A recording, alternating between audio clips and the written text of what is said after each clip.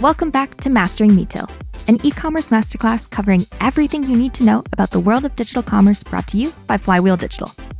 My name is Emma Irwin, your host for the series, and I'm a senior editor and specialist at Flywheel. In this episode, the first of two parts, we're continuing on our journey to mastering digital commerce in Asia with a focus on the key marketplaces in China. Here in part one, we'll cover Alibaba and the Alibaba-owned Tmall and Taobao, looking at these marketplaces from the perspective of me, a Western consumer who also works for Western brands and wants to give these brands the information necessary to excel in retail and media elements now on a global scale. Our guest in this episode will, at a high level, teach us about these three marketplaces by covering operations, some retail elements, advertising, the consumer experience, key characteristics of winning brands or sellers, and so much more. I am delighted to introduce our guest for this episode, Amber Chen, SVP of Partnerships and Global Account Development China at Flywheel Digital. Let's get to learn more about her by asking some of our recurring questions. But first, I had to figure out where she actually shops the most because in China, as you'll learn here, there's a lot of options. A question that we ask everyone is, I'm actually going to ask you first, where do you most commonly purchase things as a consumer? You personally? It's interesting because I have a relatively big family in China. Currently, I have 2 kids, and somehow we are living together with my parents-in-law. Of course, we are not living in the same house, but they're not far away. So in the same time, we are expecting our 3rd kids within a month. So I am actually the so-called or literally the purchasing decision maker in my family, right? That's what marketing people say all the time. And in China, people most of the time say those kind of women, they are the most valuable clients for all marketplaces. We own a lot of budget. So most of the time, I buy things from Taobao. And I am also on the membership from Sam's Club. Sam's Club, interesting. Yes, Sam's Club is quite popular in Tier 1 cities now in China. They have several stores in Shenzhen, Shanghai, and Hangzhou. We live in Hangzhou, so there's one close to where we live. So most of the time, because there are so many people in Sam's Club in the weekend, so most of the time I order things from their app.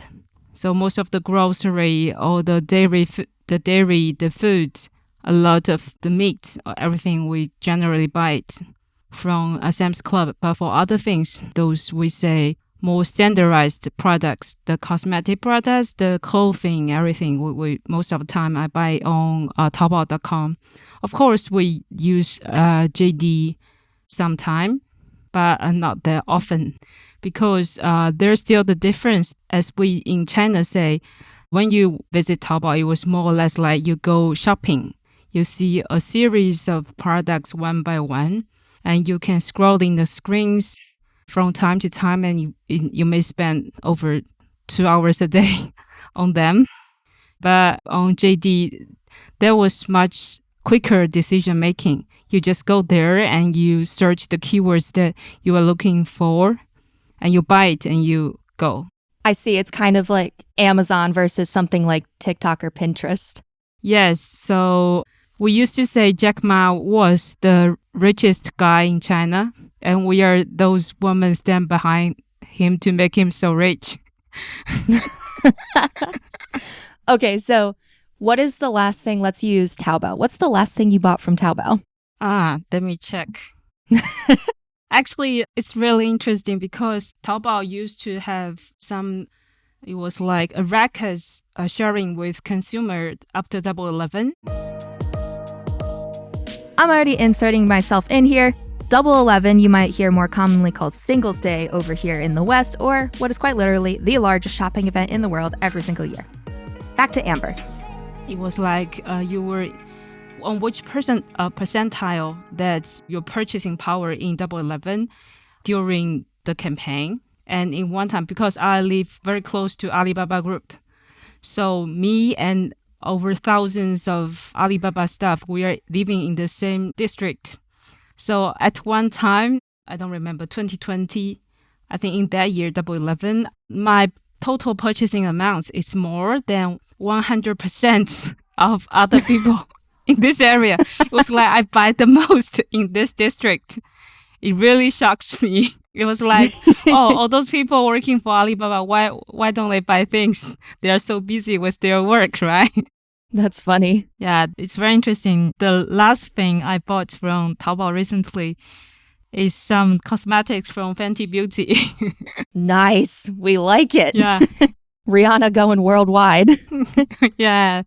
Fenty Beauty has got quite popular in China recently. Interesting. Good for her. Good for her. Yeah. Okay, next question for you. We asked this to everyone as well, so I'm going to ask it now, but we'll come back to it at the end to kind of wrap us up. But something that is on your digital wish list, which means that it sits in a cart forever, but you won't actually purchase it. So I'm going to have you think about that, and we'll come back to it at the end, and then I'll kind of ask you, why won't you purchase it? Sound good? Okay. Yes, actually, there's always over 100 items in my purchasing cart. You're like me. Yes. Finally, someone. Now that we know Amber a bit better, we can get to work. I have had a blast learning about all the different Chinese marketplaces and have been amazed by how there are so many that exist. I know China has quite a large population, but I needed to ask, how and why are there so many different marketplaces? It's very interesting because I'm not sure how many people understand how big China country is. Actually, we have almost a similar size as a country. We have, I think it's 9.6 million square meters. So that was a big one, very close to the size of the whole USA, maybe a little bit even bigger. And on the other side, we have over 1.4 billion people here. We are still the largest population in the world, right? So in any sense, the markets in China we say it was not only very big, it's also very deep. So when we say there are tier 1, tier 2, tier 3 cities, but as we say in China, there are even tier 18 cities or counties. So the behavior and the consumer needs of all the people in this country is quite fragmented. We have cities like Shanghai, people living there almost like we live in New York and Tokyo and London. But we also have those rural areas. Even for those rural areas, people in the east coastal areas and the west parts of the country lives in a completely different way. So in any sense, if we do the comparison, actually the differences of Chinese people in different parts of the country is quite similar to the European Union. The southern people is different from the northern ones. Yes. So some northern people, they've never eaten anything that we are so familiar with in the southern parts of China. I think most of the time it's because we are a very complicated markets. And different marketplaces, they meet the needs of different people, different kinds of people. That's why when we are in China, we do quite a lot of consumer segmentation to understand what does their real consumers are. And positioning, as we say in marketing, is especially important in this market. So we don't think there's going to be one to win all the markets in China.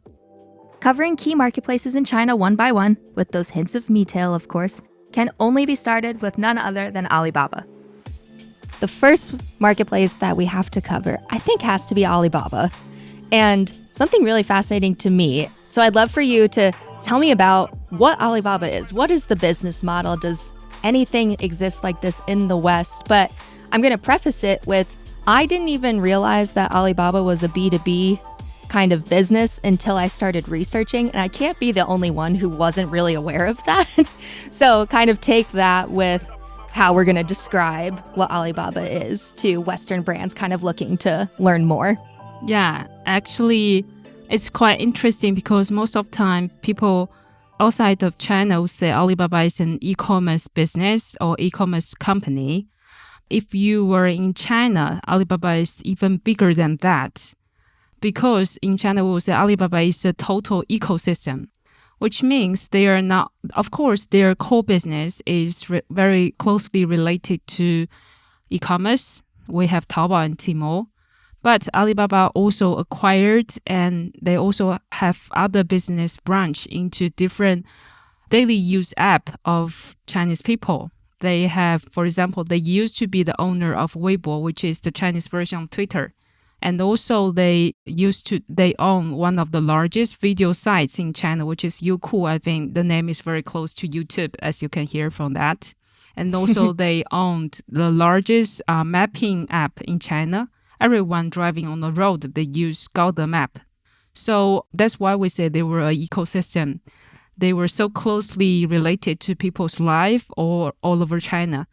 And also they owned their Alibaba cloud business, which is a very B2B business. And that's why I think recently people have heard the news that Alibaba Group is going to split itself into 6 main parts and a lot of series of standalone companies. That was a big news in China. And also I would recommend people, if you're really interested in the business landscape, in especially the internet one or the DCOM one, may read more about that. That is really interesting one.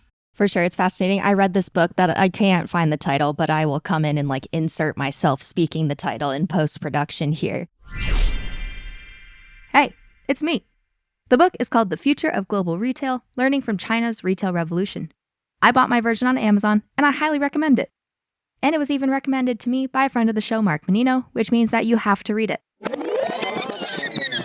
It was recommended to me to kind of understand the entire ecosystem in China related to digital commerce, and it was just fascinating, and it blew my mind. Yes. But Alibaba sounds kind of like Google, if I had to kind of sort of compare it to something over here. No. But most of the time, people will compare Alibaba to Amazon, right? It was like they are all starting from DCOM business and then they stretched to the cloud business. Amazon have AWS and Alibaba have Alibaba Clouds. They were kind of similar.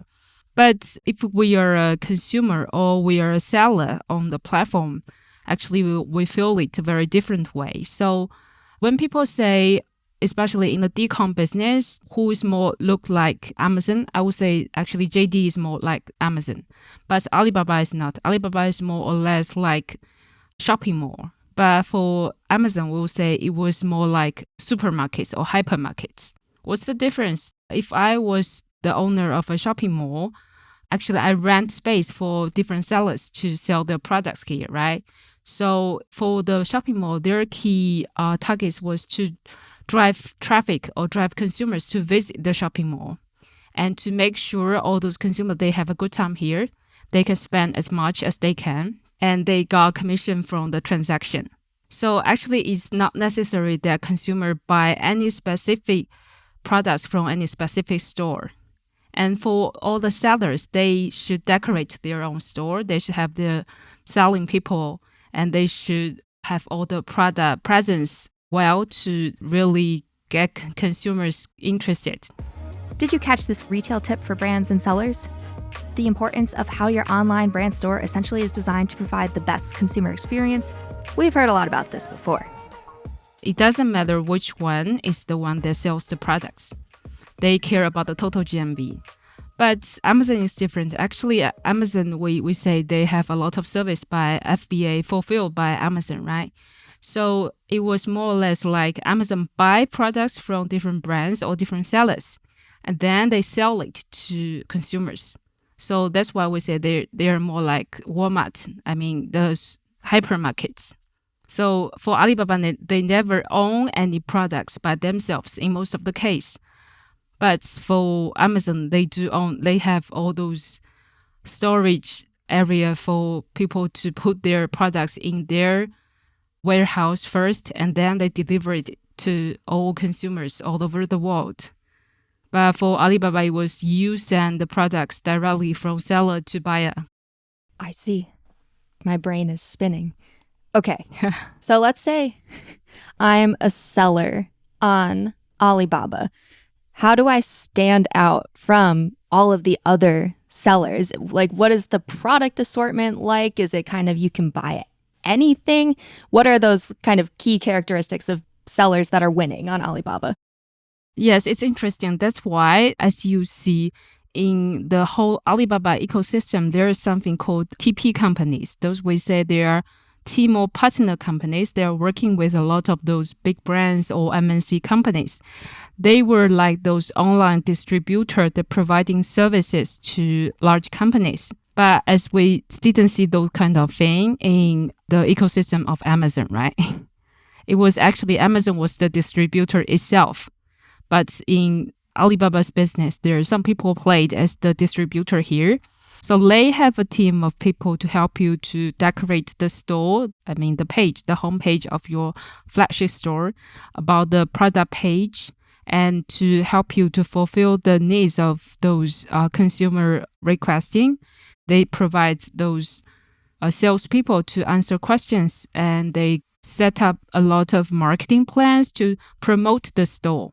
So if we want to sell things quite well on Alibaba, it was more or less like we have an offline brick and mortar store. We need to make sure every aspect of the store is perfect. Consumers can get what they need, the key informations, and they can return things here. They can repurchase. We can use the CRM, the loyalty plan, to engage with consumers very often. We can call them back and to visit us again. We can post ads to attract them to the store. All those things are necessary to help brands to grow business in this marketplace. I see. This is fascinating. Yes. So as for the nature of this business, actually, I'm not sure whether you know, but the biggest revenue of Alibaba's DCOM business is from advertising revenue. Actually, the commission fee of Tmall and Taobao is only around 1/10 of the total advertising revenue they got from all those sellers on the platform. Amber has led us right into advertising or media. We've covered the nitty-gritty of media in the past, but do all of these elements, even down to available ad units, function as we've learned so far about them on this podcast? And a heads up, Amber will mention site appearances of Tmall and Taobao, which if you are unfamiliar with these, don't worry, we'll dive deeper in just a bit. All right, on advertising. I think Chinese people is really good at to design all kinds of advertising formats on e-commerce. And whenever you visit a Taobao page or the app, you will see it's way more colorful than we see on Amazon, right? It's so colorful. The color is always orange, pink, purple, red. It just gets you very enthusiastic to buy, right? So the advertising system on Alibaba is way more complicated. Actually, I would say Tmall is way more complicated. They have those search engine listing products. So you search the keywords and it was more or less like the sponsor ads. Those products that pay the best price for the keywords, they will be in the upper front page. That's one thing. And also they have those DSP ads. So we say that we spend a lot of time on Taobao. We can scroll on the screen because there is an area in Chinese means guess you like. So you can, based on your records of visits and purchase, there's going to be a list of products they recommend to you. Actually, that downfall is endless. You can scrolling all the time. So there are still advertisements placement in this area.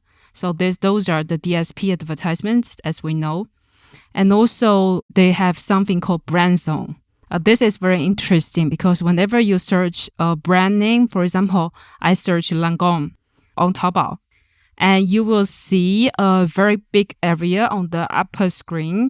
It was like on a third of the whole first screen. You will see a very big banner to drive you directly into Lancôme's flagship store. And in this area, the advertising is always very, very fancy. It was as if you were visiting the offline store of Lancôme. So those are the key types of advertising. And also actually for Alibaba, because the media business unit of Alibaba is called Alimama.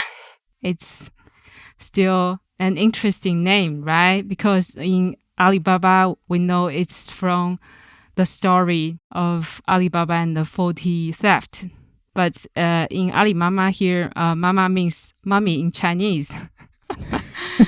So it's a very interesting name. But what's even more interesting is Alimama sells advertisements to a lot of sellers, and they sell not only the traffic within Taobao or Tmall app, they also have a lot of external traffic.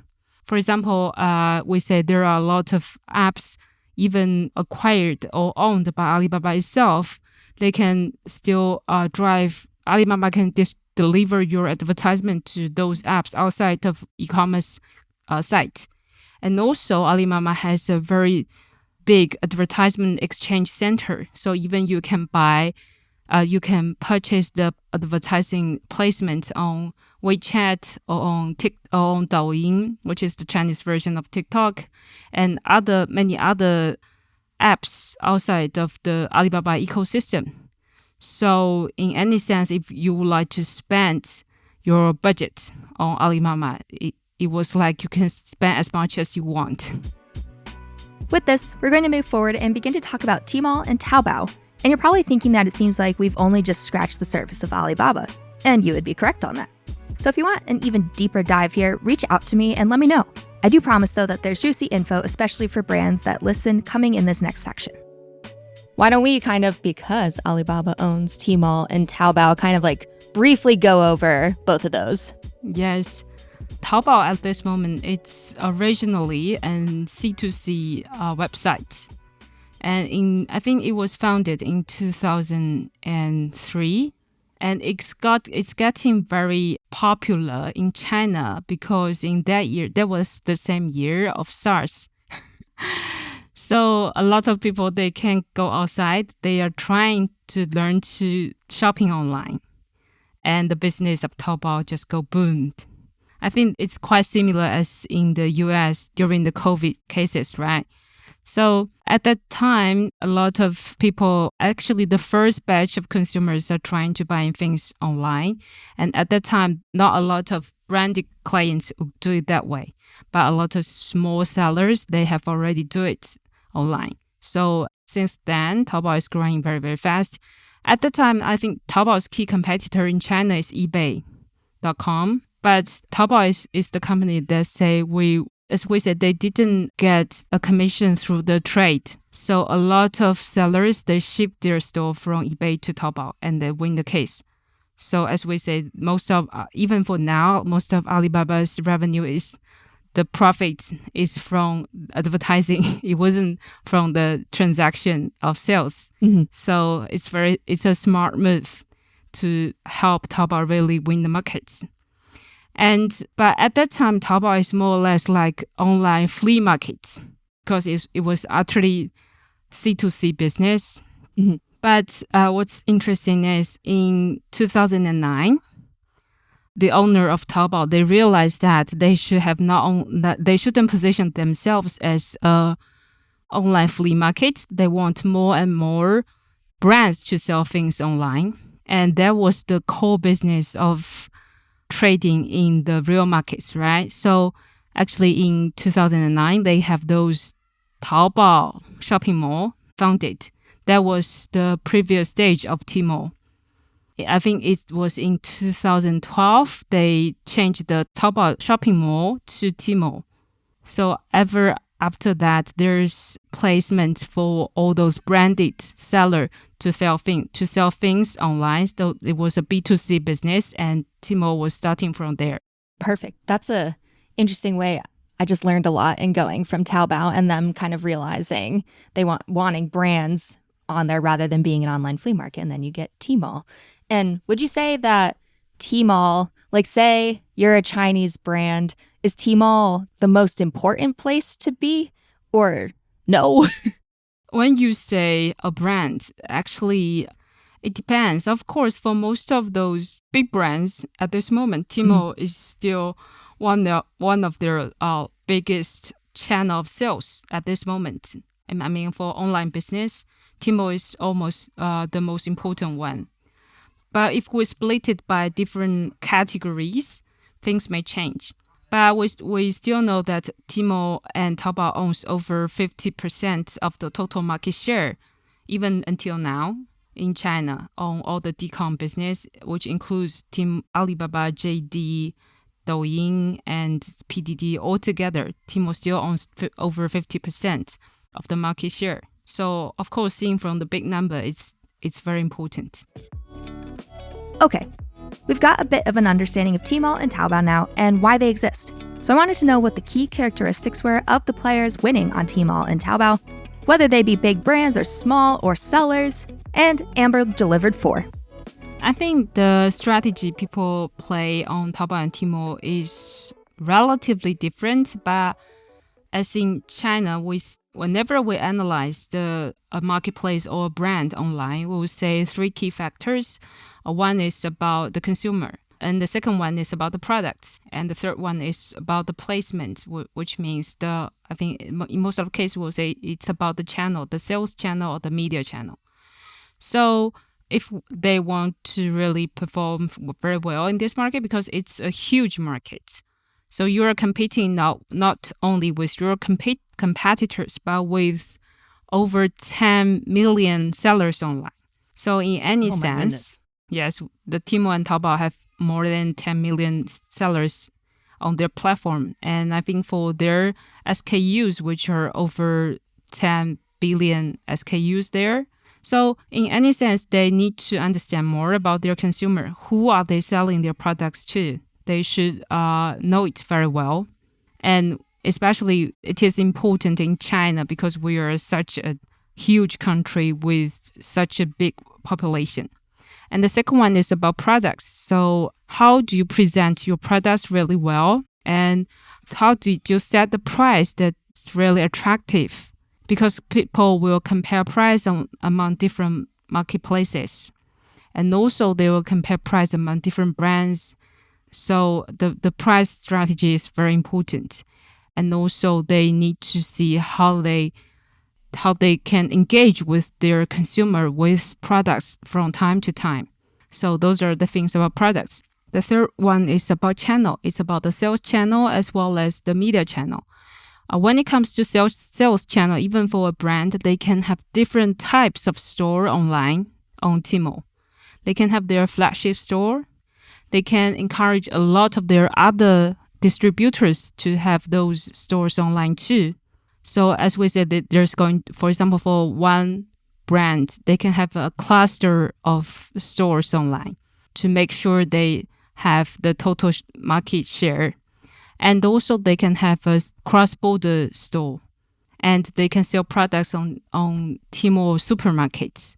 So those are the sales channel. They should analyze the different channels' consumer characteristics and to see how to place their products in different stores is the best strategy to gain growth. And when it comes to media channel, it was about because DCOM is very different to the traditional media or commerce business because it was you see what you buy, right?